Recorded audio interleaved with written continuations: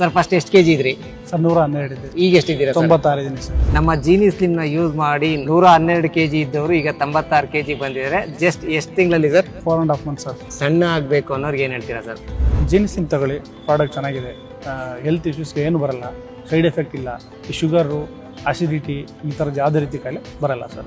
ಆ 112 ಕೆಜಿ ಇದ್ದಾಗ ಏನೆಲ್ಲ ಸಮಸ್ಯೆ ಆಗಿತ್ತು ಆರೋಗ್ಯದಲ್ಲಿ? ಸರ್ 1 ಕಿಲೋಮೀಟರ್ ನಡೆಯೋಕ್ಕಾಗ್ತಿರ್ಲಿಲ್ಲ, ಸುಸ್ತು ಅನ್ಸೋದು, ಆಮೇಲೆ ಕೂತ್ರೆ ಎಷ್ಟು ಹಿಂಗೆ ಕೂತ್ಕೊಂಡ್ರೆ ಈಗ ಹಿಂಗೆ ಹೊಟ್ಟೆ ಮುಂದಕ್ಕೆ ಬರೋದು ಅದೆಲ್ಲ ಆಗೋದು ಅಷ್ಟೇ. ಕಂಫರ್ಟ್ ಇಲ್ಲೇ ಹೋದ್ರು ಕಂಫರ್ಟ್ ಅನ್ನೋದು ಇರ್ತಿರ್ಲಿಲ್ಲ. ಫಸ್ಟ್ ಆಫ್ ಆಲ್ ಬಟ್ಟೆ ಹಾಕಕ್ಕೆ ಕಂಫರ್ಟ್ ಇರ್ತಿರ್ಲಿಲ್ಲ.